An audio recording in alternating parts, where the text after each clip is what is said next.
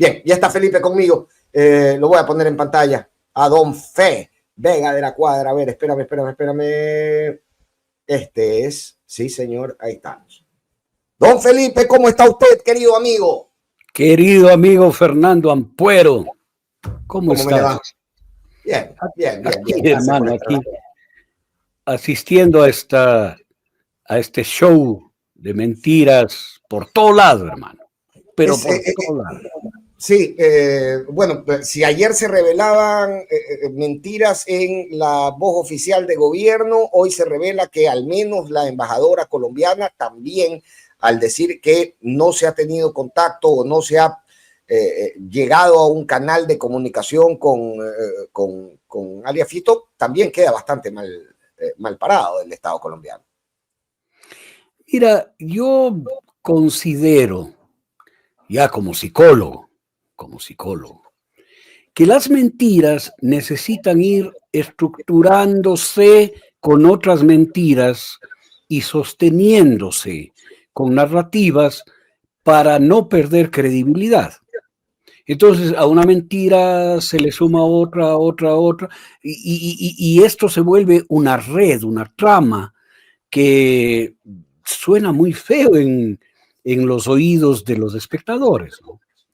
Porque no es solo las incoherencias con esta información que da Canal 1 sobre supuestas conversaciones de la embajada colombiana con algún delegado, negociador de alias Fito, sino que se van sumando mentiras como por ejemplo las que dice Carlos Vera, ¿no? Que estaba o sea, tiene más información de la historia de Fito que el mismo Fito, ¿no? O sea, estaba en una montaña y fue un helicóptero. A ver, Fernando, tú y yo sabemos que en el espacio aéreo ecuatoriano no puede volar ni un dron sin permiso de la Fuerza Aérea Ecuatoriana o de la Autoridad Aeronáutica Civil. No puede. Entonces, no es que un helicóptero se levanta, va a la montaña y sale, tiene que llevar un permiso de vuelo, ¿ya? Y en ese permiso de vuelo tiene que haber la ruta, tiene que haber el objetivo, tiene que haber una gran cantidad de cosas. O de no ser que si llegara a suceder, siempre sería con complicidad estatal. Claro, o sea, está diciendo que había una complicidad estatal de la Fuerza Aérea, de la Autoridad Civil, como para que se movilice un helicóptero a dejar a Fito y después a traerlo. Esto no es así. Es otra mentira que va armando la trama de mentiras para sostener la mentira central. ¿Cuál es la mentira central? Porque no es mentira que le capturaron, ¿no es cierto? La mentira central, para mi modo de ver, es que esa captura quisieron funcionalizarla, sea por operativo de inteligencia, sea por denuncia de la niña de 3 años, sea por la altísima tecnología de detección que tienen, sea por la astucia con la que no contábamos del señor ministro del Interior, o sea por una negociación que parece ser la hipótesis más plausible. Fue capturado el señor. Pero esa captura quiso ser funcionalizada por el gobierno. Funcionalizada de varias formas. Ya hay una que es visible. Gracias a las reformas legales, lo dijo el señor Noboa inmediatamente en un trino de X, ¿no? Gracias a las reformas legales pudimos capturar a Fito. Es decir, Fito se convierte en el gran logro de las reformas legales que hace la Asamblea. Yo no sé si tuviste la oportunidad de ver ayer la entrevista de John Reinberg con Janet Nostroza sobre el final. Él da una... Yo quisiera tal vez más adelante en la entrevista lo ponemos para que lo veas, porque sobre el final él dice que las leyes sí efectivamente influyen psíquicamente en los policías porque ahora saben que no se va a atravesar ningún juez ni ningún fiscal en su trabajo. Ese es el concepto básicamente. O sea, el influjo psíquico ya es una conducta general en el Ecuador. Claro, la ley ahora influye. El hecho de que ya estuvieran aprobadas las leyes, a pesar de no tener reglamentos ni poder ser implementadas, ya de por sí les da a los policías y a los militares la confianza de que no se les va a atravesar ningún juez, ningún derecho, ninguna ley, ninguna constitución, ningún fiscal a impedir su eso trabajo. Es menospreciar la profesionalidad de la policía y de las Fuerzas Armadas del Ecuador, que no pueden actuar con lo que saben, han estudiado, se han mantenido, se han entrenado, porque tienen la limitación psicológica de la actuación. Está hablando boberías, hermano. Iba a decir otra cosa, pero está hablando boberías. Es decir, fíjate tú que eso lo que hace es pretende sostener la trama de que las leyes están muy bien, porque son las leyes las que permiten la captura, y todo es una mentira, no es cierto, es falso. Es una mentira, diré, poliédrica, porque esta es una mentira que tiene varios lados, varias caras, varias vertientes que van llegando a la gente para convencerle de que es una verdad. Pero en esa trama de mentiras se van revelando inconsistencias en cada minuto. O sea, el mismo señor Reinberg dijo que él ha tenido una reunión con Fito. Claro, así como la que estamos teniendo tú y yo. Sí. ¿Por qué razón el ministro de Policía tiene una reunión con un narcotraficante, delincuente, capo de una banda de crimen organizado que ha fugado del sistema penitenciario? ¿Qué tiene que hablar él con él? ¿O estaban negociando? Claro, estaban negociando. Carlos Vera lo dice. Estaban negociando a través de un capitán de la policía. Claro que sí, tenía confianza Fito en la trama que plantea Vera, ¿no? Que tenía confianza porque él le liberó a su familia y no sabía la policía que él estaba negociando. Entonces el capitán era cómplice, pues, y debería estar preso y encausado. Es un poco lo que preocupa, Fe, ¿no? Porque al final también revela en las entrevistas que daba ayer que es la policía quien se acerca a decirle, más o menos en el mismo formato, ¿no? Se acerca a decirle, oiga, quiere hacer una videollamada con usted. Y no es claro de qué forma llega la policía a funcionar como bisagra o como canal en la comunicación con la alta esfera delincuencial. Porque están vinculados, mi querido Fernando. Es decir, ¿quién se come la piedra de molino de que los policías, porque el delincuente les tiene aprecio, ¿no? Entonces pueden servir de mensajeros del delincuente? O sea, es incompatible, básicamente incompatible, ¿no? Es delictivo que un miembro de la policía lleve relaciones con un delincuente además fugado, ¿no? Porque puede ser que no sabía que era delincuente. Ahora, Fe, y esto es algo que difícilmente lo podría hablar con otro analista que no fuera contigo, pero hay una pregunta que también hay que hacerse y hay que poner sobre la mesa. Yo creo que a veces somos muy curuchupas para hablar de este tipo de cosas, pero los delincuentes se entregan y para entregarse necesitan un canal de comunicación. Esto ha ocurrido en Colombia, esto ha ocurrido en México. Los líderes de las más grandes bandas delincuenciales establecen canales de diálogo o de comunicación con el gobierno para coordinar su entrega. ¿Por qué piensas que acá lo vemos como algo?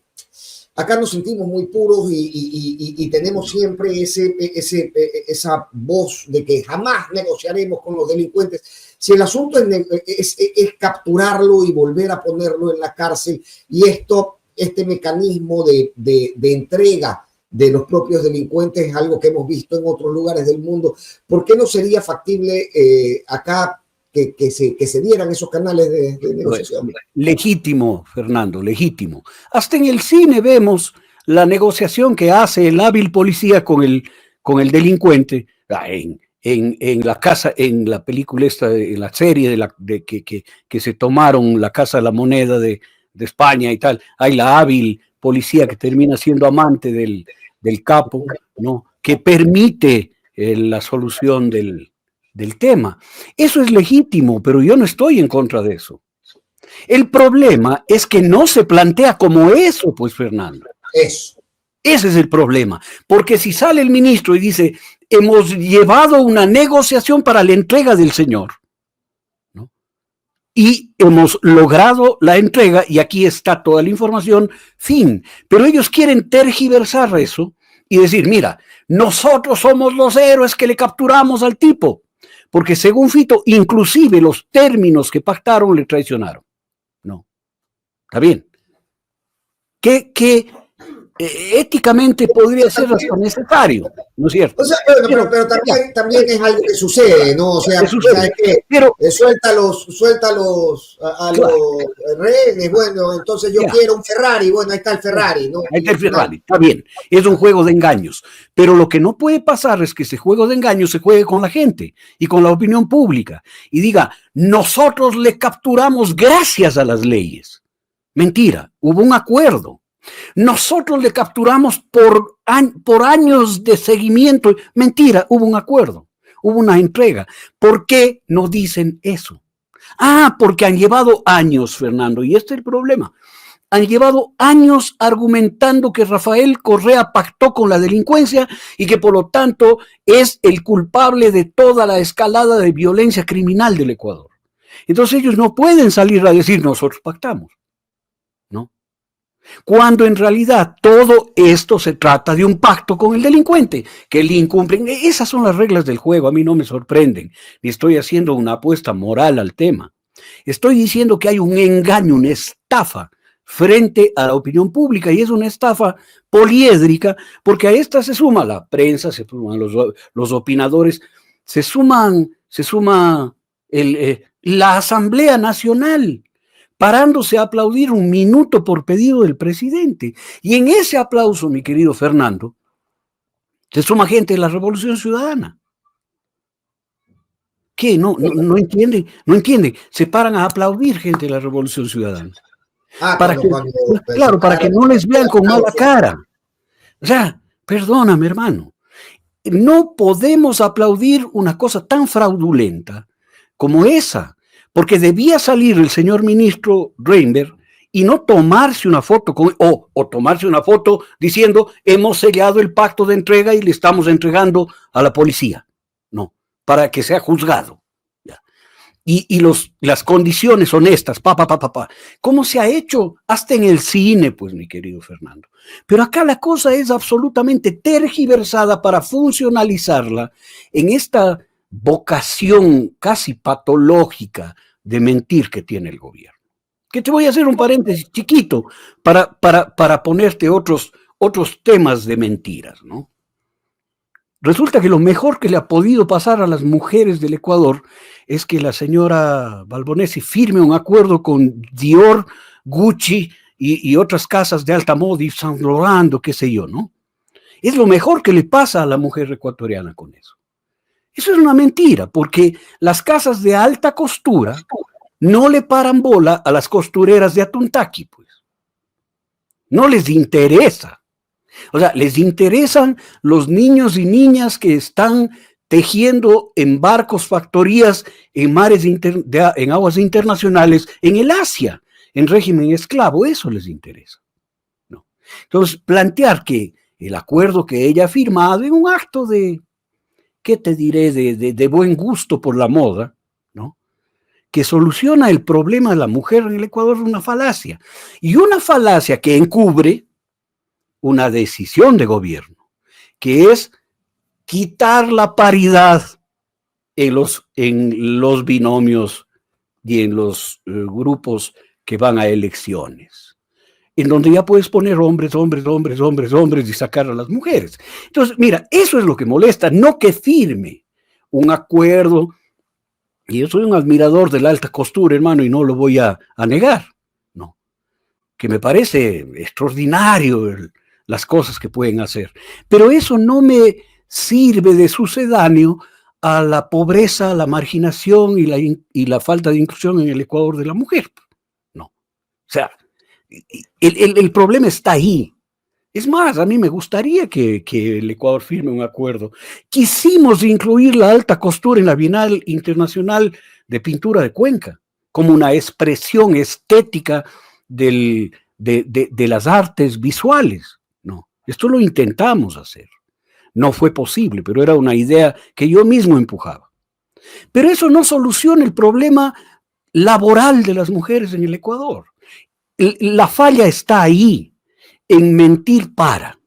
Mentir para. La captura de Fito en sí está bien, pero mentir el pacto que hizo el gobierno con Fito para que se entregue y llenarlo de turbiedad alrededor y utilizarlo para justificar otras cosas, eso es grave.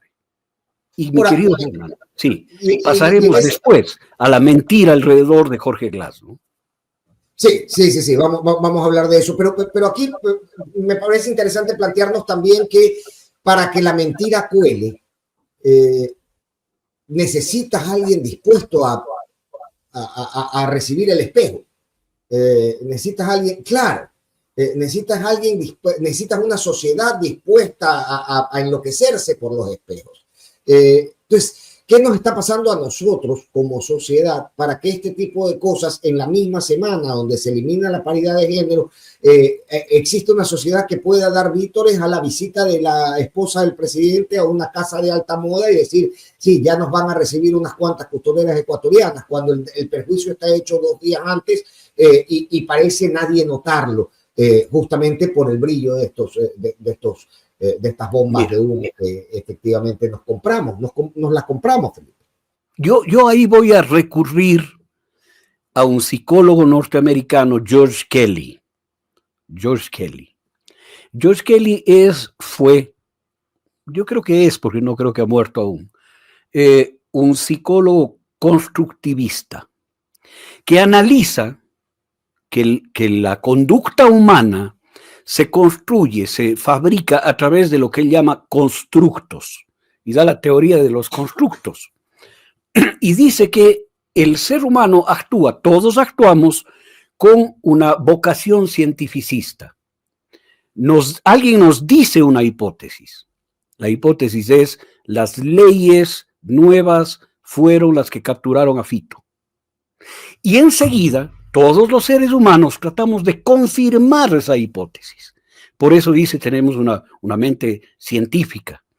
Y vamos a comprobar esa hipótesis. Y recurrimos a fuentes calificadas según nosotros. Y si las fuentes calificadas me dicen, sí, la ley es la causante de la captura de Fito, yo hago ese constructo dentro de mí. Y eso es muy difícil de cambiar. ¿Quiénes son las opiniones cualificadas que ratifican aquello? La prensa, los analistas, ¿no? que te describen una realidad que es lo que yo estoy llamando como mentira poliédrica, que viene de muchos lados, que te cae de arriba, de abajo, que está en el piso, que tú abres un periódico como La Hora y está. Oyes la opinión de algún comentarista en la radio y está la ratificación de una hipótesis mentirosa. ¿No es cierto? Esto es lo que nos tiene como nos tiene. No somos ni tarados, ni ignorantes, ni somos excepcionales en el mal, no.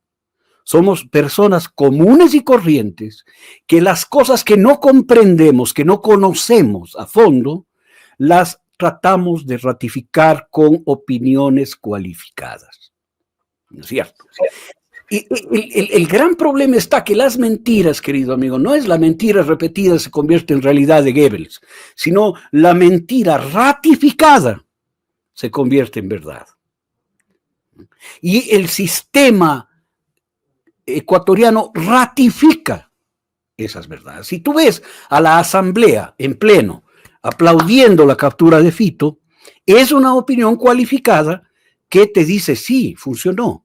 Y si ves a miembros de tu corriente política de pie aplaudiendo, tienes más razón, porque dices, no es ADN el que me está diciendo que esto sí funciona, sino mis propios compañeros, que son opinión cualificada. Esto es lo que pasa en el Ecuador, mi querido Fernando. No es un tema de genialidad en el manejo, sino la ratificación de lo que se ha hecho en el mundo muchísimo. Yo no te voy a poner el ejemplo de los nazis y los judíos, te voy a poner el ejemplo de Israel y Gaza. ¿Por qué el pueblo israelita o sea, los que viven en Palestina, los judíos que viven en Palestina, pueden atacar convoys de alimentos para los niños y niñas y la población de Gaza, regar la leche, pisotear los tarros de leche y pedir que se les mate de hambre.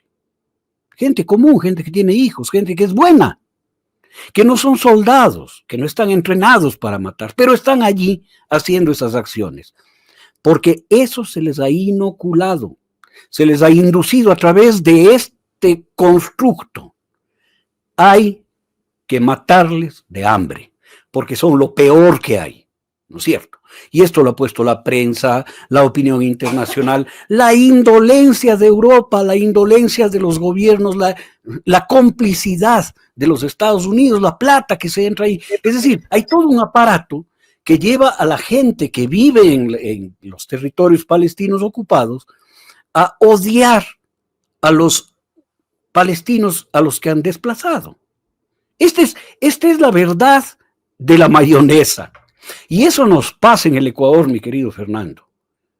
Y que exige a través de esos referentes odiar también, que la población odie también, es decir, que convenga en esa propuesta. Y esto se repite mucho alrededor del mundo, ¿no? Buscar un culpable en el débil y tirarle la sociedad encima. Es lo que está sucediendo en Estados Unidos con la migración, es lo que está sucediendo en Gaza, es lo que está sucediendo también en España, en Londres, con los migrantes africanos. Ahora, estamos en un tiempo del mundo en que este tipo de cosas caen en tierra fértil, caen en terreno bueno, Felipe, y luego tenemos sociedades odiando al otro.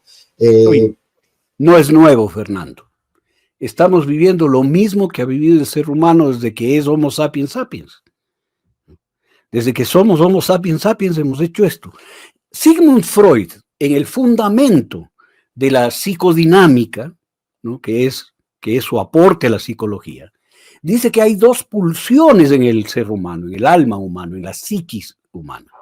La pulsión de destrucción o thanatos, o de muerte, y la pulsión de construcción, eros o de vida. Y son dos pulsiones que juegan entre ellas en equilibrios complejos, ¿no? En relaciones complejas. Y estas dos pulsiones, la destrucción y la construcción en el ser humano, son las que generan la dinámica de la psiquis humana. Pues bien, si tú apelas a una de las dos lados de que tenemos todos los seres humanos, que es el thanatos, el odio, la destrucción, vas a lograr eco. Y un eco absolutamente eficiente, porque más se mueve el ser humano por el odio que por el amor. Más se mueve, el amor es un poco más individual, es más restrictivo. Yo amo a mi mamá, amo a mi papá, amo a mis hijos, amo a mi perro, amo a mi mujer, amo a mis amigos, no más. En cambio, odio a todos los palestinos, odio a todos los correístas, yo puedo tener un odio mucho más abarcante que el amor. Lamentablemente. Y tú ves que la historia humana, toda la historia humana, está basada en el odio, en los ejércitos que fueron a destruir a los persas, porque les odiaban, a los ejércitos que dominaron Egipto. Belenda es Cartago. Belenda es Cartago, ¿no es cierto? La frase típica de Roma, ¿no? Borren, destruyan a Cartago. Esto hay que entenderlo, Fernando, porque no somos extraterrestres en el Ecuador.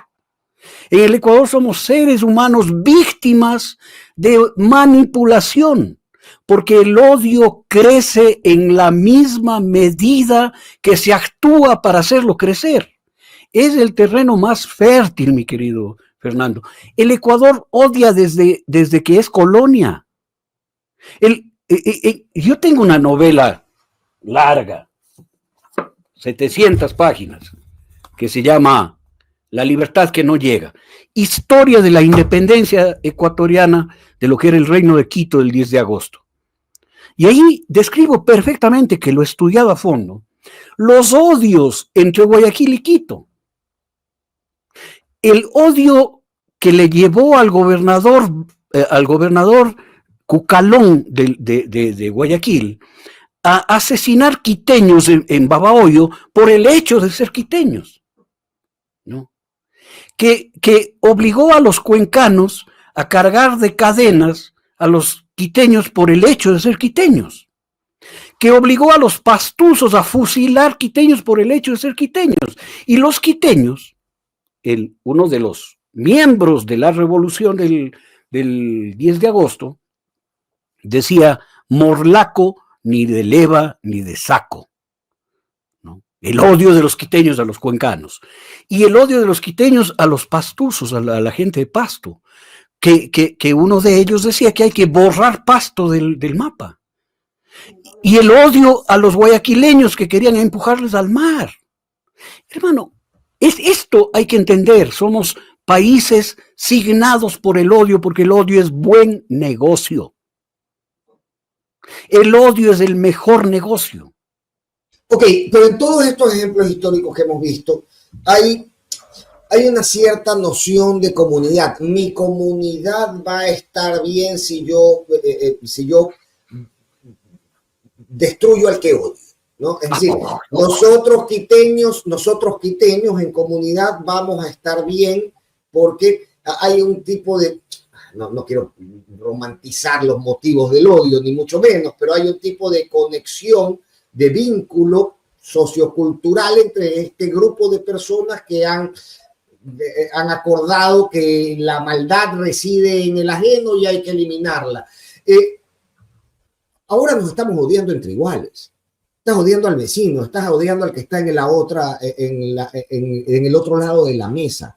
Y con igual visceralidad, con igual saña, Felipe. Entonces, si hay un símbolo, si hay un signo de cambio de los tiempos, a pesar de que el sentimiento es el mismo y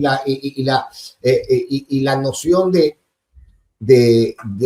estar entre los buenos y que el otro es el culpable de todos los males es idéntica, al final las cosas que nos vinculan en ese odio han mutado a lo largo de los años. Hoy puedes odiar al de la esquina, que tiene absolutamente cada una de sus características idénticas a las tuyas. Claro que sí, han mutado los motivos, han cambiado los motivos, pero el odio sigue idéntico. Mira, te voy a poner ejemplos. En Cuenca, cuando sucedió lo de la Virgen del Cajas con la Pachi Talbot, Cuenca se dividió entre cajistas y anticajistas. Los que estaban a favor de la Virgen del Cajas y la Pachi Talbot y los que estaban en contra de eso. Y en la casa era imposible estar, porque un hermano era pro Pachi y otro era contra Pachi, anti-Pachi, ¿no es cierto? En los países que han tenido dos religiones como Irlanda, católicos y protestantes llevan siglos de odio y de asesinato mutuo, ¿no? Porque se apela a eso para mantener dominación, para gobernar, para beneficiarse. Ahora vivimos correísmo, anticorreísmo. Y Jorge Glass es una de las víctimas de todo aquello. Mira, yo, para hablar un poco de ese tema, no voy a hablar en términos jurídicos, porque no me compete. Pero a mí me ha pasmado los comentarios luego de la sentencia. Son perversos, hermano. Para mí, el artículo de Felipe Rodríguez me parece un artículo perverso. Le voy a contar a Felipe Rodríguez que hay 3 trastornos de la psiquis que plantea la nosología, el estudio de las enfermedades psiquiátricas freudiana: psicosis, neurosis y perversión. La perversión es el ejercicio de la maldad, el desenfreno de esta pulsión de muerte. Y yo creo que lamentablemente el artículo trasunta, yo no estoy diciendo que Felipe Rodríguez lo sea, pero su artículo trasunta perversidad, ¿no? Perversidad, saña, rabia indiscriminada, y lo que hace es consolidar la idea de que Jorge Glass merece todos los castigos del mundo, porque él encarna el odiado. Esta es la fenomenología del enemigo. Al enemigo hay que hacerle lo peor de lo peor, ¿no? Y como el enemigo es él, hay que hacerle a él. Y esto consolida a Felipe Rodríguez. Una pena, porque es un hombre inteligente. Pero la inteligencia no solo es intelectual, Fernando, también es emocional. La inteligencia también es afectiva. Y parece que no la tiene. Una pena, te digo una pena. Pero bueno, más allá de él, esto ilustra el contexto de odio en el que está el Ecuador. Que se le sanciona a una persona por un delito que no existe.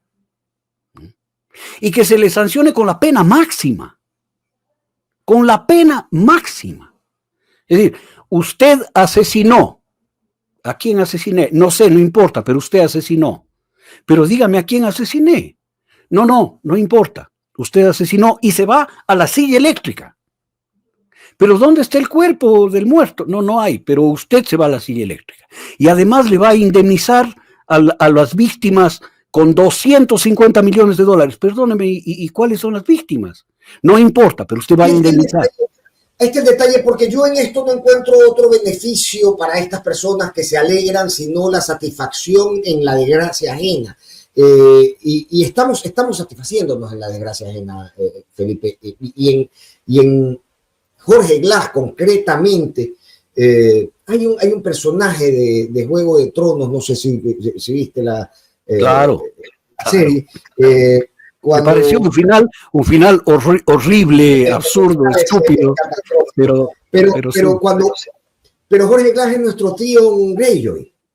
Y claro, el Ecuador es ¿cómo se llama? Ramsey, ¿no? ¿Sí? Es decir, no hay tortura que nos satisfaga por la que pueda atravesar Jorge Glass. Y esto yo creo que es también una revelación, y desde lo psicológico quiero consultarte, una revelación de algún tipo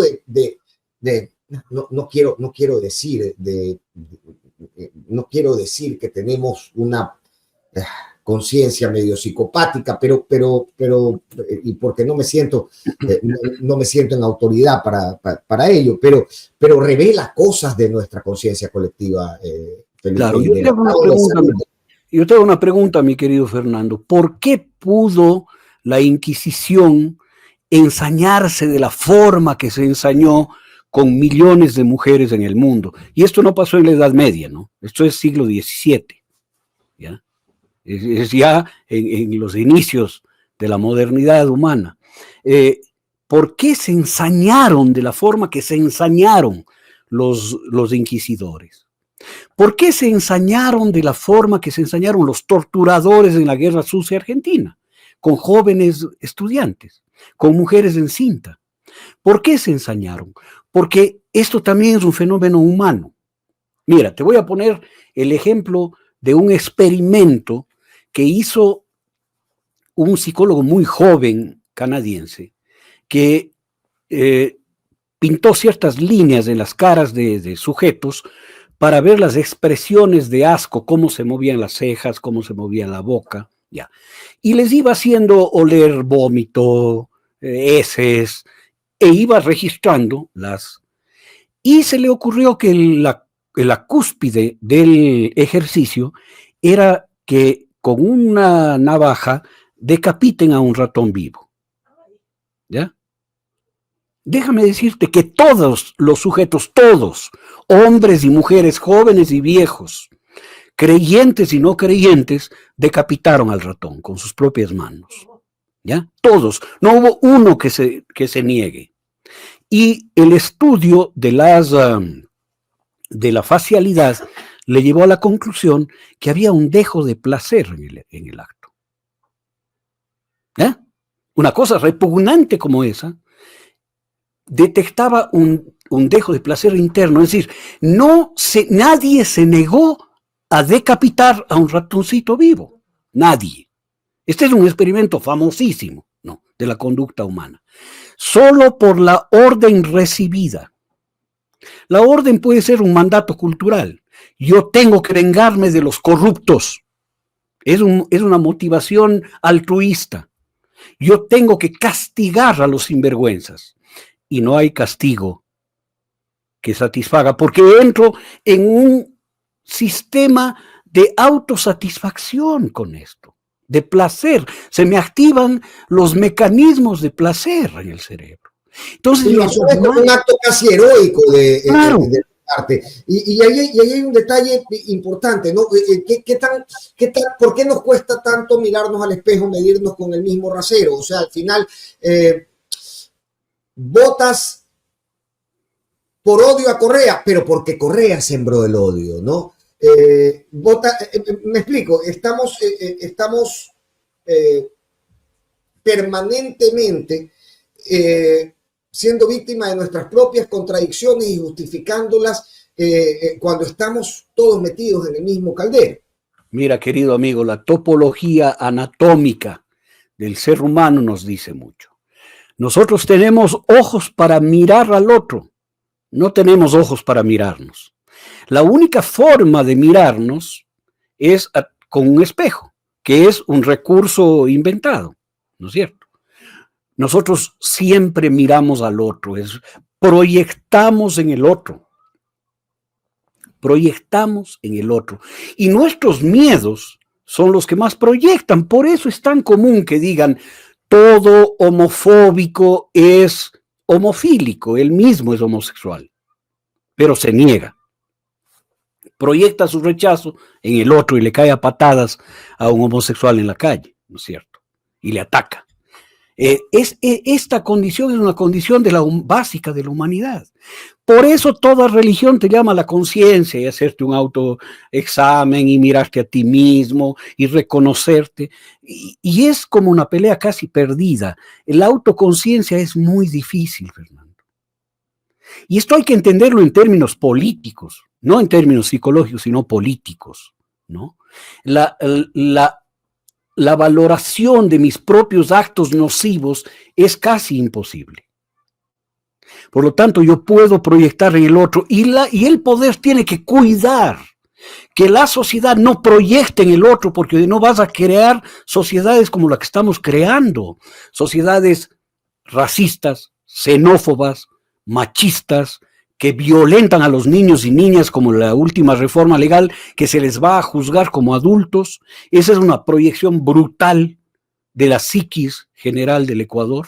Entonces, estas son las reflexiones de fondo. Hay que volver políticas a las reflexiones sobre las conductas básicas humanas, porque si las utilizas, eres fascista, mi hermano. Y estamos en un gobierno fascista que está utilizando lo peor del ser humano para gobernar. Así es que no se me rasguen las vestiduras. Ese ensañamiento ya trasciende lo político y va hacia lo fáctico. Es decir, cuando uno piensa en casos como las Malvinas, uno no puede ver otra cosa que perversidad en estos militares que están torturando a estos niños. Es decir, ya más allá de cualquier compra de un discurso político que hace válido, por ejemplo, la persecución contra Glajo, que hace válido que el día de mañana agarremos a Correa, como decía Bucaram en esa entrevista del 2005, que acaba de cumplir 20 años, imagínate, con Rafael Cuesta, declaremos la cabeza de Rafael Correa, patacón pisado, pisémosla, metámosle una sierra y arranquémosle los ojos, es lo que decía Bucaram frente a Rafael Cuesta en su set. En esa entrevista, pero validamos este tipo de cosas más allá del discurso ya y estamos dispuestos a llevarlas al día a día, a lo fáctico, a la acera. Claro. ¿Quién es el asesino, Fernando? ¿Quiénes eran los asesinos brutales en los campos de concentración nazi? Los alemanes. Una persona que yo conozco en Alemania, porque tengo bastante relación con Alemania, decía, aquí no hay que mentirnos, todos éramos nazis, una persona de edad, ¿no? Y todos coparticipaban de la brutalidad, ¿no? Es gente común y corriente que se convierte en asesinos. En el Ecuador, mi querido Fernando, si es que sumamos los más de 30,000 asesinatos desde el año 2017 hasta el día de hoy, ¿no? Hay cuando menos 30,000 asesinos, pues, que son gente ecuatoriana, que está asesinando y algunos con una brutalidad insólita, con una perversidad extrema, como lo que ha sucedido en los centros de detención del Ecuador, en donde han decapitado, cortado miembros, han jugado fútbol con las cabezas, no solo de delincuentes. Por ejemplo, de gente que estaba implicada en el caso de los fondos de cesantía de la policía nomás. O un luchador social que era antiminero, que le mataron en la penitenciaría electoral y le hicieron horrores. Es decir, la sociedad se va deteriorando con esto.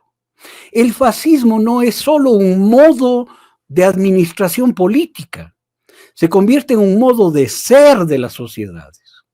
¿Cómo puede una sociedad que camina en esa senda retratarse a sí misma como una sociedad que está en lo correcto, que está en lo bueno, que está siguiendo esta senda con un propósito hoy por hoy, Felipe? Hermano, es muy difícil que en medio de una violación el violador tome conciencia y diga estoy haciéndolo mal. Estoy haciéndolo mal. No. Ahí hay que hacer un alto. Mira, las sociedades deterioradas gracias al deterioro político, a la venta del odio, a la perversidad de quienes las dirigen, ¿no? Esas sociedades tienen que hacer grandes altos. Altos. El Ecuador necesita hacer un alto, y eso no es una constituyente. Eso significa una reconciliación profunda. Eso significa un replanteamiento del rol de la clase política en el Ecuador. Un replanteamiento de la función pública en el Ecuador. Un replanteamiento de las instituciones que manejan la violencia como monopolio. O sea, el Ecuador necesita este rato una reforma total, para no decir revolución, para que no se espante nadie, no. Necesita una reformulación total, social, política, administrativa, de todo género. Porque si no lo hacemos, vamos a seguir en el despeñadero de la violencia brutal que lleva a situaciones como la que vivimos en la Guerra de los 4 días, que ahí fue apenas de 4 días, ¿no? O como la que vivimos entre el año 10 y el 14 del siglo XIX, en donde todos estábamos en guerra contra todos. Bolívar contra Guayas, Cuenca contra Riobamba, ¿no? Pasto contra Quito, y no importaba cuántos mates. Este es el escenario peor de todo. ¿Cómo salir de él? No hay cómo decir, oye, sacúdete, haz conciencia y mira. Esa es la gran pregunta. Desde la política no es, estamos todos cansados de refundadores de la patria. Felipe, lo hemos escuchado en los últimos 45 años de democracia, permanentemente. Cada uno que llegó a refundar algo y luego algunos se fueron más bien por la puerta de atrás. Desde la política no es. ¿Desde dónde es? Yo planteo la reconciliación primero. La reconciliación primero. No la reconciliación entre ADN y la Revolución Ciudadana. No, la reconciliación entre el poblador de Guayaquil y el poblador de Durán y el de Daule, entre el poblador de Daule y el de Manta, en el de Manta con el de Chone, en el de Chone con el de Quito con el de Cuenca, el de Quito con el vecino del barrio de lado. Esta es una reconciliación de la sociedad, no de la clase política. La clase política es irreconciliable. Pero desde la clase política vienen los impulsos al final, y si el impulso es no escuches al otro, si el impulso es siéntate en el órgano de deliberación pública de los temas nacionales y haz como que el otro no existe, ¿cómo se puede proponer una reconciliación desde la negación de la gente?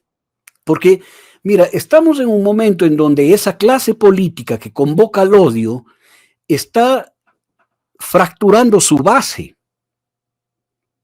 Es decir, la gente común y corriente que mira a los asambleístas que están convocando al aplauso en esta mentira y se da cuenta que son gente que no puede hablar que no puede articular una frase, que tienen que escuchar que alguien le diga al presidente qué decir, señores, señores, por favor, tomen asiento, tomen asiento.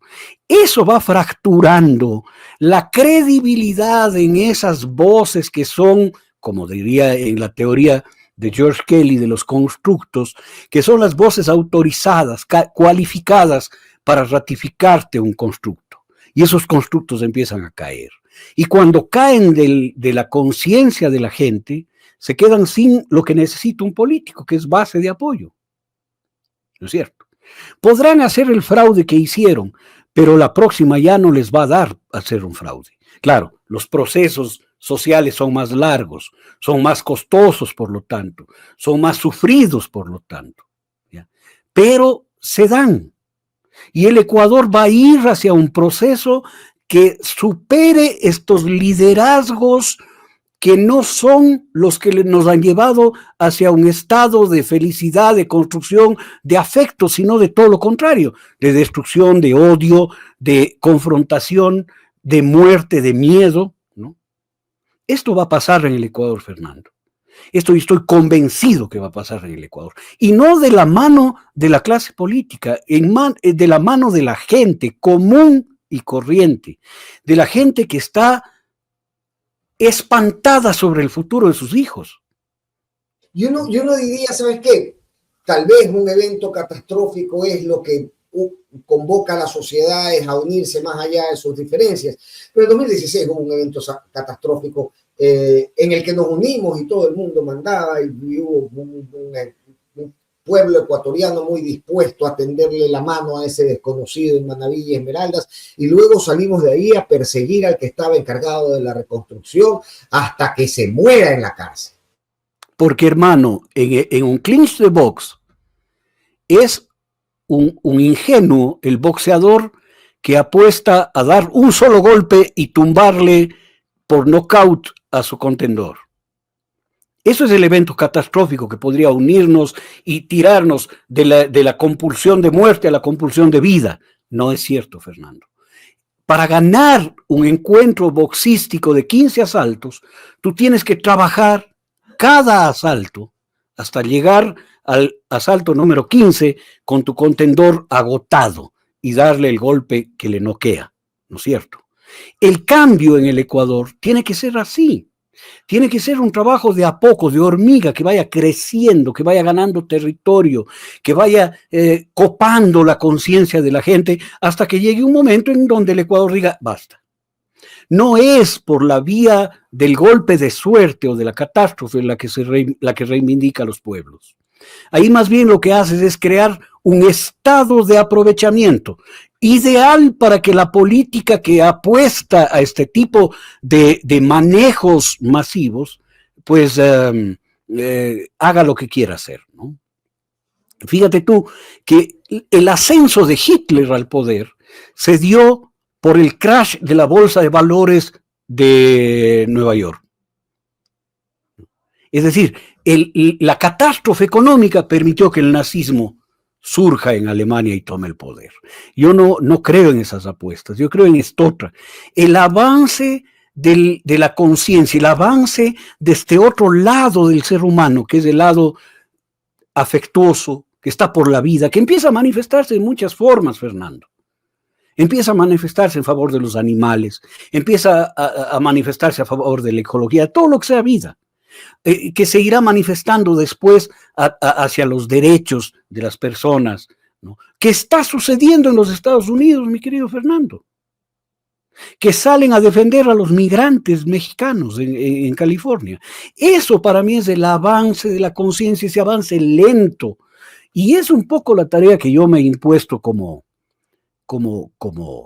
horizonte, mi querido Fernando. Hacer un poco de pedagogía social, ¿no? Lo conversábamos después de la segunda vuelta y me decías, ¿sabes qué? Ahora es el momento de la pedagogía social. Y estando de acuerdo con eso, Felipe, también creo que va más allá, si se puede, de lo meramente pedagógico, de que nosotros capturemos algo, porque el enemigo no solamente es el que está al frente, el que piensa distinto, el que tiene otra bandera, el que se pone otra camiseta. El enemigo hoy por hoy es el derecho. el enemigo hoy por hoy es la Corte Constitucional, el enemigo hoy por hoy es cualquiera que pueda funcionar como una frontera de los ímpetus de aquello que yo apoyo. Felipe, ¿cómo nos deja a nosotros como democracia? Declaraciones encontré y a mí me gustaría verlas contigo porque realmente me parece valioso. Cómo se concreta en el menor tiempo posible. Y pues quedan algunas preguntas en el tintero. No me van a perdonar si no le pregunto esto. Las leyes, ¿cómo influyeron? Si no tienen reglamento. Le voy a decir algo rápidamente, Yanni. El momento de que tenemos la información, y hablo como bloque de seguridad, el momento que Fuerzas Armadas ingresa a la casa, el momento que decidimos entrar a todo el perímetro de ahí, cerramos 15 cuadras a la redonda, nos metimos a un terreno que no era supuestamente de esa casa y metimos maquinaria a trabajar, sin jueces, sin fiscales, sin municipios que me quieren impedir el trabajo, sin ninguna autoridad que quiera de alguna forma parar una operación. Las leyes ayudan a esto. Pero las leyes están viciadas porque faltan reglamentos. Sí, ¿no? Pero la ley está y la policía, los militares ya se sienten respaldados en lo que están haciendo. Ya no hay ese temor que sucedía antes, que si tocaba algo, tenía un juicio que me ponían inmediatamente al servidor policial. Ya con esto saben que hay un gobierno que respalda, que sacó las leyes pertinentes. Sí, es cierto, puede faltar el reglamento, pero hoy fueron aprobadas. Y para nuestras fuerzas, ese es el respaldo que ellos esperaban para poder hacer su operación. Y lo acaban de hacer con la operación perfecta que salió el día de la aprehensión de Fito. Ok. A partir de ahí, Felipe, ¿qué decir, no? Cuando ya el enemigo son las limitaciones que a nuestros propios actos nos hemos puesto como sociedad para todos. Es decir, cuando el enemigo es esa línea que te impide transgredir. Mira, claro. Esta es la lógica que hablábamos al inicio del enemigo. Pero además yo quiero poner un ejemplo sencillito. A mí me ofrecieron un préstamo en el banco de $10,000. Todavía no tengo el préstamo. Pero como ya voy a tener el préstamo, entonces voy hoy noche y me los gasto. Y me gasto con mi tarjeta de crédito. ¿Eso es una cuestión de responsabilidad o es una visión absurda sobre el manejo del dinero? Es una visión absurda sobre el manejo de la ley. Decir, bueno, ya aprobaron en la Asamblea, todavía no está vigente, todavía no hay el reglamento, todavía no puede aplicarse, pero yo ya la uso. Yo ya me gasto la plata que me van a dar. ¿Y qué pasa si no le dan? ¿Y qué pasa si es que algo sucede en el banco y no me acreditan el dinero? Yo ya me lo gasté, pues, ¿no es cierto? ¿Qué pasa si la Corte Constitucional declara que la ley es inconstitucional? ¿Qué pasa? No, es que tienen seguridad que sí va a pasar, ¿no? Y sí va a pasar. Mira, los argumentos que pone el ministro son penosos. Son los mismos argumentos. Es que hay que mirar la historia, Fernando. En el año 33, cuando ya Hitler era el canciller de Alemania, ¿no? El año 30 la quiebra, suben el 31, el 33, ponen las leyes antijudías, ¿no? Leyes que se dictaron en Nuremberg. Y el argumento que usaron es que eran leyes que iban a solucionar el problema económico de Alemania. ¿Ya? Y aplaudían la gran ventaja que traía para Alemania las leyes antijudías. Y las leyes antijudías eran que si es que tú eras nieto de un judío, entonces debías ir a un gueto. Esas eran las leyes. No eran leyes de desarrollo económico, no. Claro, había confiscación, pero la confiscación no le sirvió al gobierno alemán. La confiscación le sirvió al general del aire Göring, que hizo la colección de arte más grande de Europa en su casa. ¿No es cierto? Esto es lo que hay que entender. Entonces, lo que dice el ministro Reinberg es un disparate fascista a todas luces. que una ley sirve, una ley que no está en vigencia sirve, porque te da la capacidad de actuar por sí y ante sí, cosa que no puede actuar la fuerza pública. La fuerza pública no puede actuar por la convicción de que sí puede. ¿Entiendes? O sea, no puede sacar un arma y matar a alguien, sino tiene que estar limitado por la ley de uso progresivo de la fuerza. Pues. Y es que eso es lo curioso y eso es lo que a mí más me llama la atención, ¿no? Que dice, bueno, hemos podido, ya no tenemos ese problema de que por cualquier cosa viene y se activa un juicio. Es que no es cualquier cosa, no es cualquier cosa. El uso de tus facultades como fuerza pública, lo que hace que la gente active un juicio, que el Estado active un juicio contra ti. No es cualquier cosita, digamos. No. Pero hemos perdido esa noción y hemos perdido también la capacidad de identificar mensajes fascistas en los políticos o propósitos fascistas enmarcados en leyes que tienen títulos muy bonitos, pero que al final terminan por de un plumazo crear 20 años de retroceso en ciertos segmentos sociales, como en el caso que mencionábamos de la paridad de género o en otros casos bastante más graves. ¿Por qué una gran parte de la comunidad migrante en los Estados Unidos votó por Trump y celebró el que mande el proyecto de la ley más hermosa del mundo al Congreso norteamericano?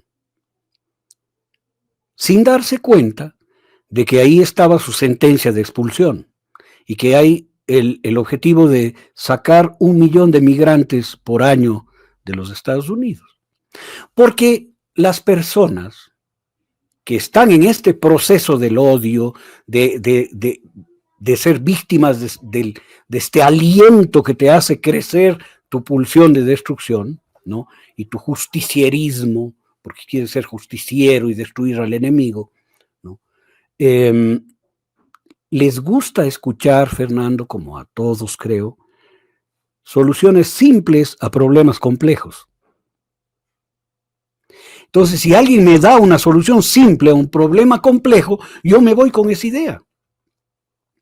Si sale Goebbels y dice, el problema en Alemania de la hiperinflación son los judíos, yo me voy con eso, porque es muy simple, claro, porque los judíos son prestamistas, porque los judíos son empresarios, porque ya, ellos son los culpables.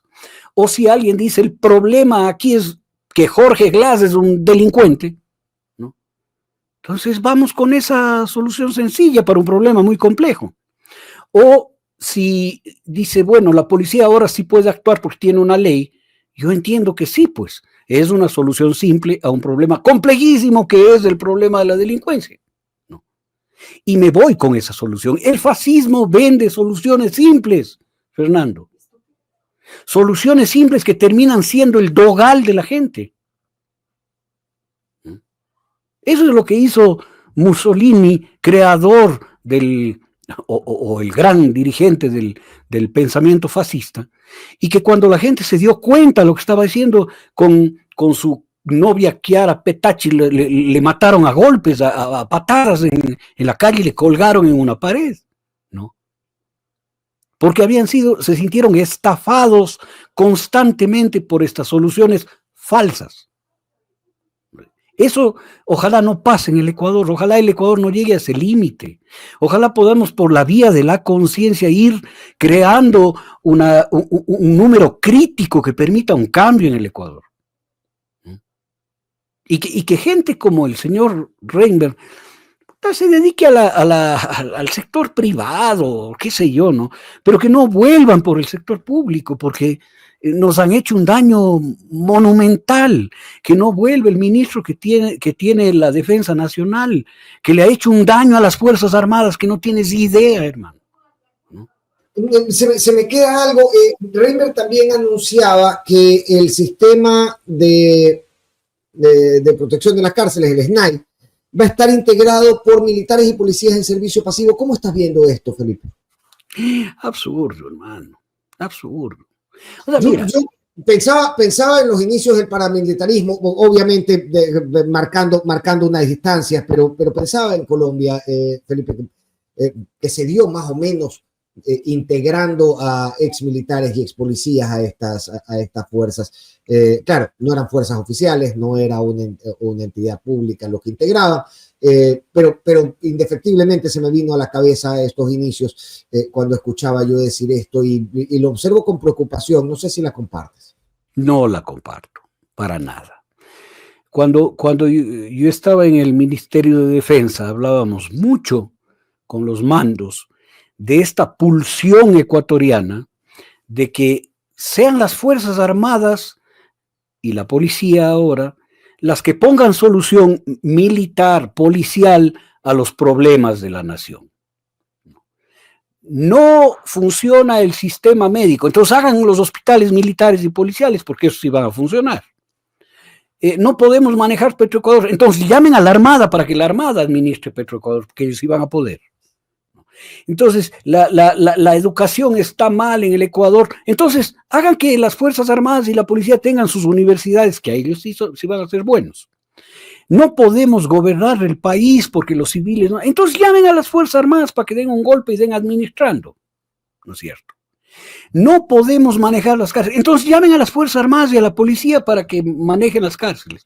No podemos manejar el tema delincuencial. Entonces llamen a las Fuerzas Armadas y a la policía que lo solucionen.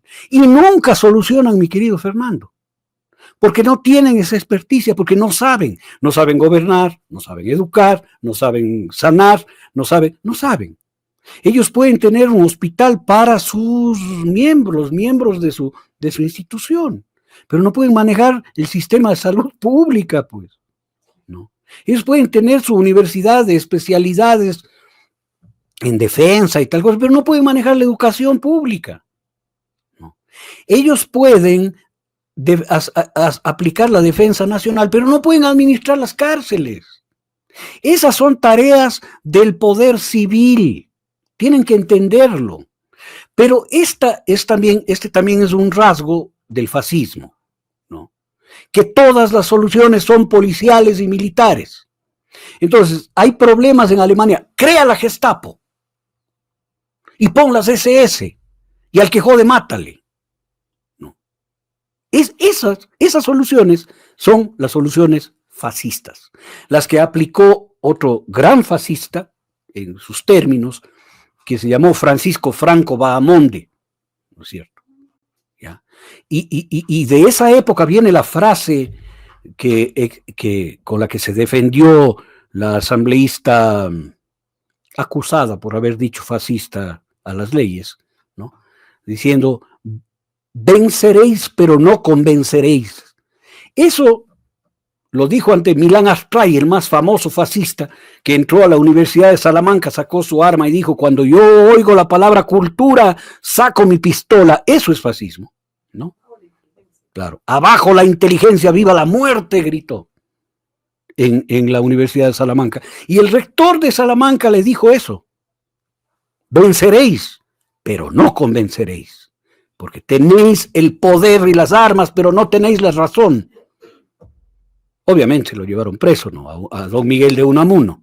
A don Miguel de Unamuno, ¿ya? Bueno, ahí la esposa de Franco le protegió porque la admiraba, pero ya son detalles de la historia.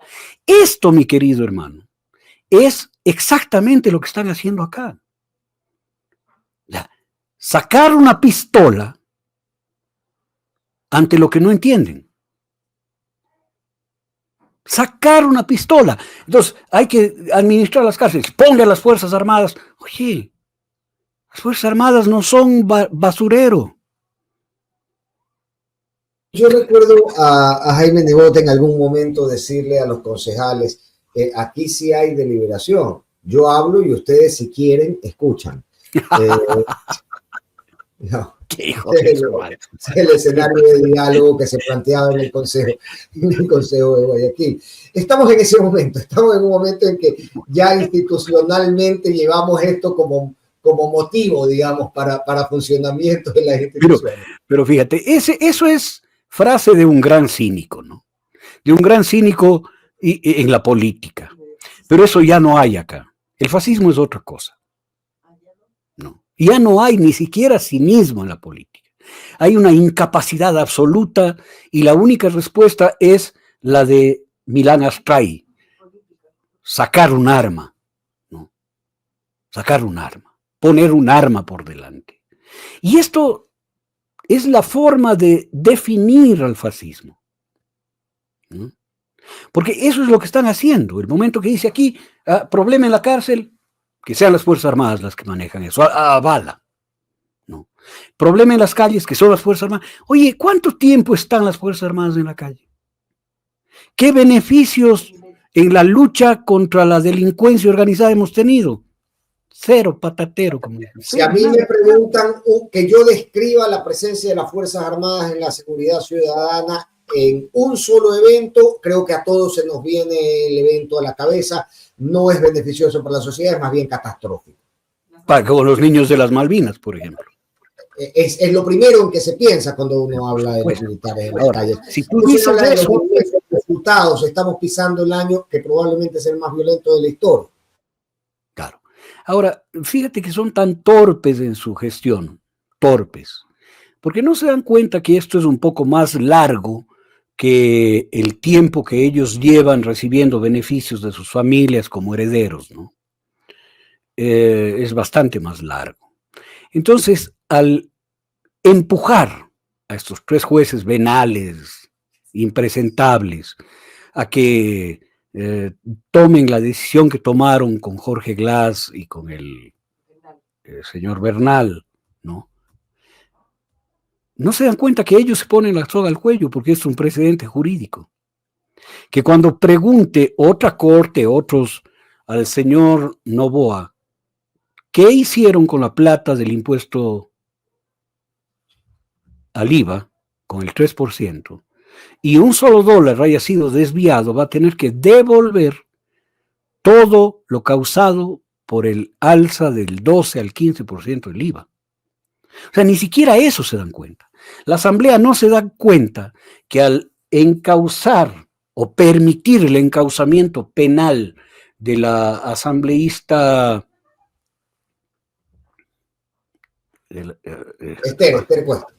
Esther Cuesta Santana, ¿no? Están poniéndose ellos mismos la soga al cuello, porque están violentando el derecho que tienen los representantes del Ecuador en la Asamblea a no ser juzgados por sus expresiones y acciones en el ejercicio de su cargo, pues. Y entonces después se le podrá encauzar a todos los asambleístas de ADN por calumnias, Pero hace precedente, Felipe, hace precedente, porque lo decíamos también con la sentencia de influjo psíquico, ¿no? El día de mañana cualquier presidente va a poder ser encarcelado y luego suceden los presidentes, y si no es Correa, pues no sucede lo mismo en las cortes. Entonces, realmente es un precedente utilizable, es un precedente que podría... Es utilizable, claro que es utilizable. El problema y la suerte de ellos es que cuando hay un gobierno del otro lado, es un gobierno que apuesta a la vida, que apuesta a la justicia, que apuesta al derecho, que apuesta a los derechos, y no les hace pues lo que ellos hacen. No. Esta es la diferencia. Esta es la diferencia. Pero si hubiese un gobierno ultrista que esté en la vereda del frente, les va a hacer eso y más. O sea, mira tú. ¿Qué viene en el futuro para el país y para el mundo? Nadie lo sabe. Por eso hay que apostar a la racionalidad. Quiero hablar de la oposición antes de cerrar la entrevista, Felipe, porque a mí me da la impresión en ocasiones de que los tienen donde los quieren.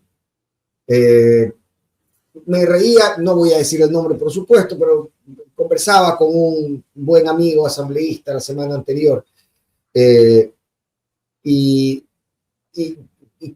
con la conversación hablábamos de, ok, el grupo legislativo de ADN son bullies, son el bully que llena el globo de agua en el 7º piso de un edificio del malecón de Salinas y te lanza el globo a ti que vas caminando por el malecón y luego te ve rabiar abajo porque te mojó y te golpeó, pero se está riendo, porque lo que quería provocar es esa rabia. lo que quería provocar es justamente que tú desde abajo y sin posibilidades de tocarlo, rabietees, zapatees y le grites, y él en eso encuentra satisfacción. Y a partir de este paralelismo, bueno, conversábamos bastante más, pero el punto era, mi punto era que a veces tienen a la oposición justamente donde la quieren. La reacción de la oposición termina por ser una reacción muy calculada por ellos para continuar su avance, y me parece que no logra sacudirse ni la Revolución Ciudadana ni las otras pocas voces de oposición de aquello hasta hoy. Estoy de acuerdo contigo, Fernando. Estoy de acuerdo. La metáfora es muy, muy adecuada.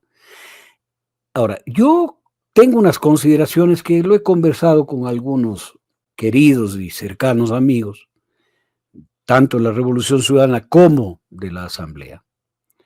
Y mi posición es la siguiente. Primero, la oposición, Fernando, es parte del ejercicio democrático de un país democrático. Esto viene siendo entre los grupos parlamentarios británicos, en los grupos parlamentarios españoles, en los grupos parlamentarios europeos, en los grupos parlamentarios norteamericanos y de otros países de Latinoamérica también, y en algún momento en el Ecuador también. Pero ahora no hay posibilidad porque no hay una acción democrática en la Asamblea. Aquí hay que reformular el Estado y sus instituciones, ¿no? No voy a entrar en eso, pero no hay posibilidad de ser oposición. En el Ecuador no es posible. Te conviertes en ese señor que pasa por debajo del edificio y le tiran un globo de agua y se le ríen los patanes que están arriba. ¿No es cierto? Eso no es ser oposición. Yo les he planteado que lo que tiene que haber aquí es resistencia. Resistencia es resistirse a la acción parlamentaria de una mayoría pegada con babas y corrupción. ¿No es cierto? Y llena de patanes ignorantes. Resistirse es ni siquiera estar en las discusiones, con el cuidado de que no les sancionen por ello, ¿no? Es ni siquiera votar, dejar que hagan ellos lo suyo, porque igual lo van a hacer, ¿no? Y llevar el debate político fuera del hemiciclo de la Asamblea. Aquí deben haber 60... Por abstenerse terminan pasando cosas que, bueno, en otras configuraciones legislativas, ¿no? Pero recuerdo la ley económica urgente de Lazo, que cuando se retiró del Pleno la Revolución Ciudadana terminó pasando, si no me equivoco, incluso por Ministerio de la Ley. Bueno, pero te digo que son cosas que hay que medir en cada caso, ¿no? La resistencia tiene que ser inteligente, ¿no? La resistencia, hubo actos de resistencia que a mí me encantaron, como por ejemplo cuando se leía la renuncia de la impresentable Diana Salazar Méndez, el bloque de la Revolución Ciudadana se dio la vuelta y le dio la espalda a la presidencia. Esos actos simbólicos tienen muchísimo efecto en la conciencia ciudadana. Y lo otro, sacar el debate parlamentario que no les permite a la calle. Tienen que salir a los medios. Son 64 equipos de comunicación que tienen que estar trabajando para que los asambleístas de este bloque puedan expresar sus objeciones. Pero resulta, mi querido Fernando, y esto lo dije muy claramente a algún cercano y querido asambleísta, ¿no? Gracias, Omar, qué lindo el Omar Novoa, es extraordinario el Omar. Le dije a este cordialísimo amigo mío, mira, se me escapó por leer lo de Omar, no te preocupes. Bueno, ya retomaré la idea. Te decía que tienen que llevar el debate allá, pero tienen que hacerlo antes de que el debate concluya, pues. No. Porque resulta que los que advertimos sobre los contenidos de las leyes eres tú, soy yo, es Mauro Andino, es Mónica Luzarraga, es Jaime de la Cruz, o sea, comunicadores, analistas, no asambleístas, que tienen que salir cuando viene el proyecto de ley y decir, ¿saben qué? En este proyecto hay esto y este otro.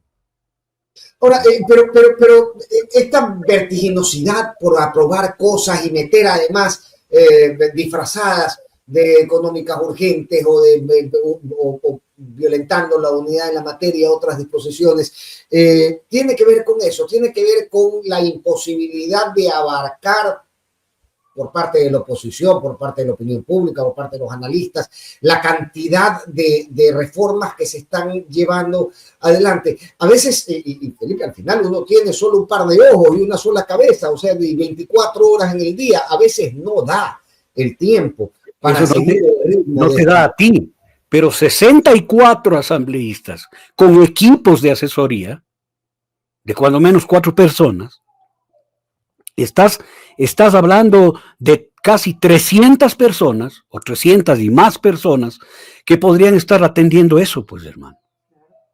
O sea, esto no es...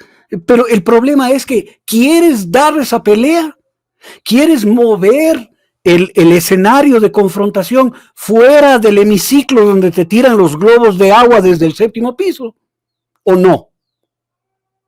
Claro.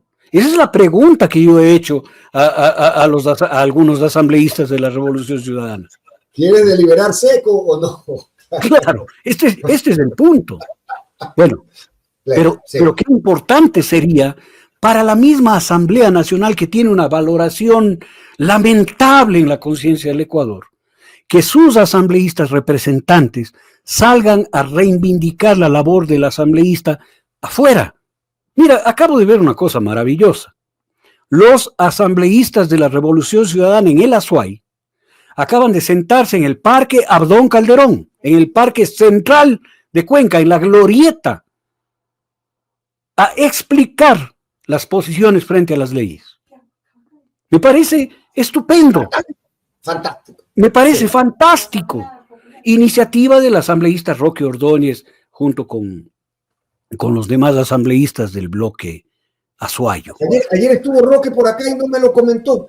Mira, además que la bancada de gobierno también podría hacer algo similar. Podrían irse, por ejemplo, al Parque Victoria, Nils Olsen con las asambleístas Jaramillo, y sentarse en el Parque Victoria a ver qué tal les va explicando sus proyectos de... Pero por supuesto, ¿no es cierto? O sea, si es que tú, como bloque marginado de la democracia, sales al seno de la democracia, que es la gente, vamos a ver qué hacen nosotros, a ver si pueden llevar el debate allá, ¿no? Pero estas son las cosas de la resistencia, mi querido Fernando.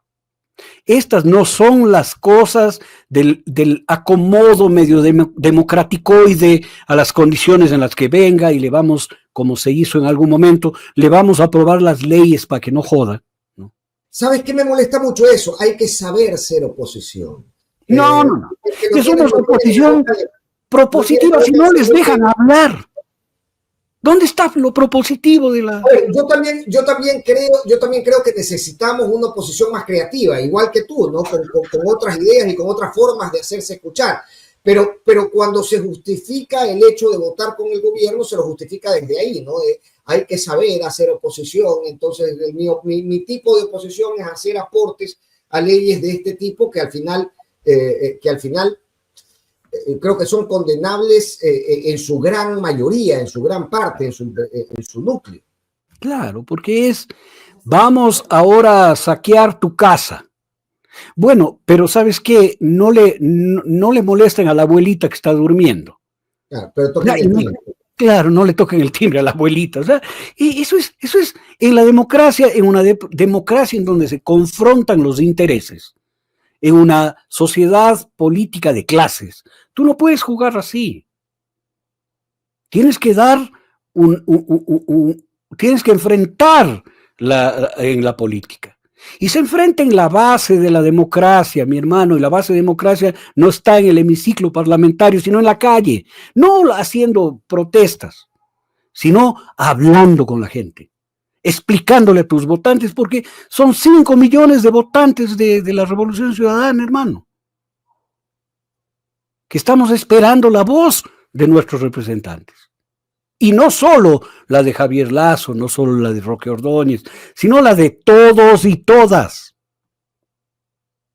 queremos escuchar las voces. ¿Qué piensas del cambio el regreso al método de Hunt? Oye, ¿qué te digo? Esos son detalles que tienen que estar enmarcados en un código de la democracia que sea respetuoso de los principios de la democracia. ¿No? Que vayas con el método imperial, que vayas con el método modificado, que vayas con el de Hunt modificado, hace detalle. El problema está en que este rato vivimos una democracia secuestrada. Una democracia secuestrada. Entonces, si se peina al medio, al lado o al otro lado, es un detalle, el señor está secuestrado. No. Claro, y alguien dice, logramos que se ponga el método de Hunt. No logramos nada. No logramos nada. Tenemos en la presidencia de la República un señor que no ganó las elecciones. Y tenemos un Consejo Nacional Electoral que lo solapa. Entonces, hay que ir, mira, en la lucha política, hay que ir al fondo de los temas. Porque no hay lucha política, hay complicidad. No. Estas cosas que yo te planteo, querido Fernando, son los temas que los considero cruciales en la resistencia. Yo me resisto a aceptar que un cambio en el método de asignación de escaños cambie la democracia en el Ecuador. Claro, al final no importa el método con el que me dices que ganó aquel que no ganó. Claro. El asunto es que si eso está mañado, a mí que me importa. Está mañado. No. Claro. Pero, ¿por qué, por ejemplo, Revolución Ciudadana, que vendría a ser uno de los beneficiarios de esta distribución del método, termina por votar a favor en un ejercicio de oposición que realmente yo no termino de comprender? Habría que preguntarle a ellos. Pero en mi perspectiva, eso no es un acto de resistencia, ¿no? Claro. Es un acto de permisividad. Como esto me beneficia, entonces que siga nomás el violador sobre mí, porque me dijo que no me va a tirar y romperme las orejas con los aretes, ¿no? Entonces, pero que siga nomás. En vez de resistir, así me arranque los aretes, yo seguiré pataleando, pues. No.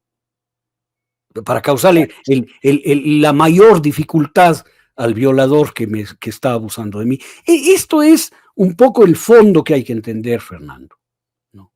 Y digo, hay que entender como un mandato, pero quien quiera ponerse en resistencia necesita comprender esto, que es resistencia total, pues, a cualquier costo. La resistencia francesa, la resistencia alemana, la resistencia polaca, la resistencia checa, ¿no? Pues lucharon hasta el fin, ¿no? Para poder derrotar al fascismo. Esto es lo que hay que tener muy claro.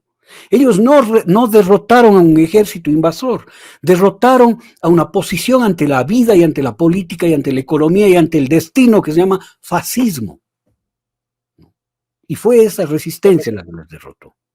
¿Hay espacio para surgimiento de nuevos liderazgos, de terceras vías o recuperación de partidos tradicionales venidos a menos en este momento, Felipe? Te voy a decir una cosa, el mundo entero ha ido comprendiendo que los liderazgos únicos terminan siendo de alguna manera artificiosos, ¿no? Y terminan de alguna manera enredados en el offer, en los impedimentos, en los ataques, ¿no? El mundo va entendiendo que es la movilización grupal, las posiciones globales de la sociedad, las que van empujando a cualquier liderazgo hacia. Eso es lo que está pasando, empezó a pasar en Occupy Wall Street, no sé cómo se pronuncia bien. Eso es lo que fue pasando en las primaveras árabes. Eso es lo que pasó en mayo del 68. ¿No? O sea, un liderazgo colectivo. Eso es lo que pasa con los zapatistas.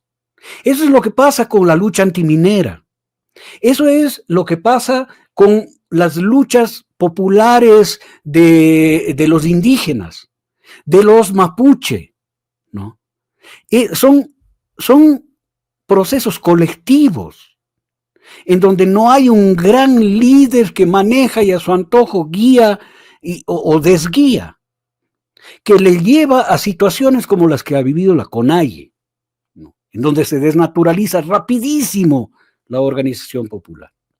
Yo creo más en eso, creo en que tienen que haber voces, obviamente, ¿no? Pero no deben haber liderazgos. Los liderazgos tienen que ser colectivos. Ese es el nuevo signo de la humanidad. Porque tenemos tanta información, mi querido Fernando, que no es uno que sabe y el resto que no sabe. Aquí hay un montón de gente que sabe. Y hay un montón de gente que sabiendo está en contra, porque tiene otros mecanismos emocionales de ubicación frente a la política. Pero es la dinámica colectiva la que tiene. Yo no apuesto a los liderazgos y verás que cada vez habrán liderazgos, inclusive en la derecha. Si tú me dices en el gobierno nacional, ¿quién lleva el liderazgo? Nadie. Señor Noboa no es líder de nada. Nada, absolutamente nada. No, yo creo que es de los presidentes a los que le cabe la crítica de que él anda en una y sus ministros en otra. En otra, ¿no es cierto? Sí. Pero todos están en un guión, mi querido Fernando. En el guión de los herederos del Ecuador, que es el que yo planteo que tienen, ¿no? El de los herederos. Entonces, no importa en dónde te ubiques como heredero, vas a cumplir con ese destino de heredero. Lo mismo tiene que pasar al frente, con la gente común de este país, que quiere paz, que quiere seguridad, que quiere trabajo, que quiere protección social, que quiere buen destino, que quiere educación. Esas grandes movilizadores internos, que quiere justicia, que quiere una policía que funcione para cumplir con su obligación, que es, te voy a mostrar el escudo de la policía, porque me van a decir que me estoy inventando, ¿no? Aquí dice, aquí abajo, servir y proteger. Eso es lo que tiene que hacer la policía, servir y proteger, no otra cosa. Entonces, los que queremos eso, tenemos que ir avanzando para poder lograr que esta sociedad se convierta en eso. Los demás, hermano, esta demagogia del candidato que sale y que tiene todas las... es medio falso, ¿no? Pero para construir desde lo colectivo tenemos que reinventar lo colectivo, con un resorte social absolutamente oxidado, con sindicatos que no resuenan. Ahora veía una convocatoria de la Unión Nacional de Educadores tan profundamente desprestigiada que yo dudo que convoque. Es decir, las herramientas, los espacios donde se convocaba al pensamiento y a la propuesta colectiva están tremendamente oxidados y en desuso y parecen más bien añosos, parece que no han respondido al cambio de los tiempos. ¿Cómo construir en colectivo si no existen los canales y los espacios para la construcción colectiva? Con esto, Fernando. Nosotros tenemos, fíjate que yo ya soy viejo, soy tercera edad, soy jubilado, ¿no? Pero para mí las redes sociales, el teléfono, la tablet, el ordenador, lo que tenemos hoy en la cotidianidad y que nos copa el tiempo, a los viejos, a los jóvenes, a los niños, a las mujeres, a los hombres, a los solteros, a los casados, a todos y a todas, ¿no? Es una autopista gigantesca para la organización, la conexión, la interacción, ¿no? La calle es ya una especie de anacronismo, perdóname que te lo diga, no, es una especie de anacronismo. Yo creo que la conexión colectiva está acá, en las redes sociales, está en la posibilidad de que digas algo y tengas 120,000 personas que te ven. 120,000. Esa es la movilización más grande que se podría haber hecho en el Ecuador. Y de esas 120,000, 40,000 te ponen un like, están de acuerdo con lo que estás diciendo. Mira, Esto lo entienden los estrategas del señor Noboa. Por eso han invertido tanto dinero en redes sociales. Pero el problema es que están vendiendo un producto que no sirve. ¿No es cierto?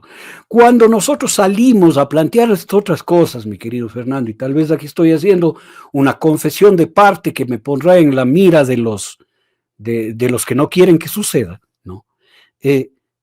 Cuando sales a decir la verdad, lo que es el destino, lo que deberíamos hacer por la vía más sensata, más digna, la gente está de acuerdo, mi querido Fernando.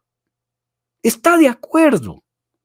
Por lo tanto, actuar en la realidad es posible a través de este espacio cibernético en donde ahora hasta la guerra, mi querido Fernando, va por ahí. En la guerra Irán-Israel, ¿tú viste la movilización de soldados? ¿No? Claro. Es decir, no hay. Ahí viste guerras cibernéticas, drones, misiles, no viste otra cosa. Pero eventualmente hay que tomar los lugares simbólicos que le ha correspondido al pueblo. Es decir, hay que trasladarse, ¿no?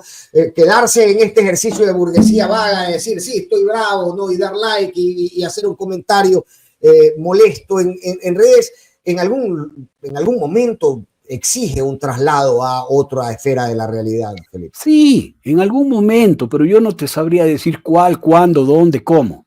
No. Lo que yo sí te digo es que esa cosa que tú dices, vago que pone sí, me da like, no tiene un efecto en la red, tiene un efecto en la psiquis personal. Te cambia de la pulsión de destrucción a la pulsión de construcción. Te despolariza de lo negativo a lo positivo, a lo constructivo, al afecto, a la solidaridad. Esto es lo que hay que comprender. Mi tarea, Fernando, te juro, masticada horas de horas, tomando todos los recursos de mi formación, de mi experiencia vital, me lleva a esto. Me lleva a esto. Yo paso sentado aquí donde me ves, tratando de copar el mayor espacio posible para decirle a la gente, oye, sal del odio, oye, libérate del error y de la mentira, ¿no? Porque es la única forma que cambiemos este país. Este país se cambia así, Fernando. Además, acuérdate tú de una película hermosa que se llamó Cadena de Favores. ¿No es cierto? En donde un niño propuso que yo le hago un favor a alguien y ese hace a dos más y los dos más, y se arma una cosa geométrica, de crecimiento geométrico, ¿no? Y llega un rato en que todo un país está sumado a una cruzada por cuidar la vida, por mejorar las circunstancias. Yo creo que a eso podemos llegar, Fernando. Me dirás ingenuo, me dirás, oye, pero ¿y eso ideológicamente que tiene? No, tiene una carga ideológica muy profunda, ¿no? Muy profunda. Eso es resistencia al final. Claro, eso es resistencia. Claro, sí. Esta es la idea. O sea, tú me has hecho contar mis estrategias, pero ya las conté. O sea, ojalá mucha gente se sume a esto, ¿no? Qué lindo es conversar contigo, querido amigo. Me recordabas, porque mientras me hablabas de Mayo en París en el 68, yo decía que lejos estamos de este tipo de activación, ¿no? De este tipo de conexión por las necesidades colectivas. Recordaba la canción de Ismael Serrano, ¿no? Queda lejos aquel Mayo, queda lejos Saint-Denis, qué lejos nos queda Jean-Paul Sartre y aquel París. Pero no, ahora nos queda cerca, ¿sabes? Nos queda más cerca.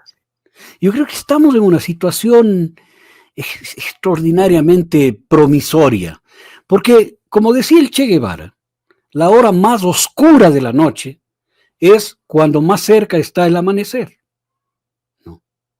Y yo creo que esta hora oscura del Ecuador nos pone mucho más cerca de un amanecer promisorio para todos y para todas. O sea, ya, vamos un poco a arribar a otra cosa.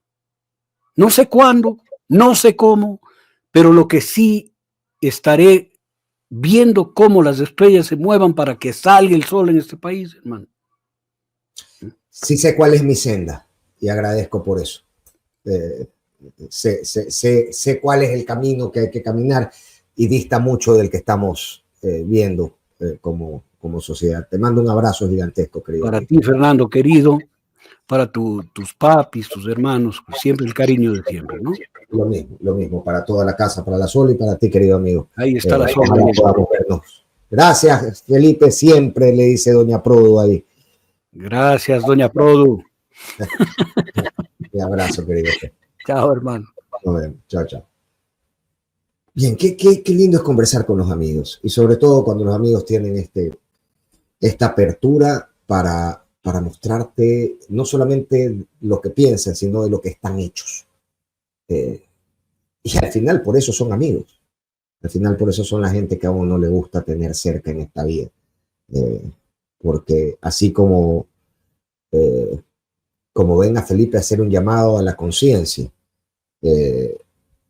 aquí con un micrófono, con una cámara al frente, carajo que me pegaría una puteada cuando estoy equivocando el rumbo sin despeinarse. Esos son los verdaderos amigos, esos son las verdaderas personas con las que uno disfruta conversar y estar.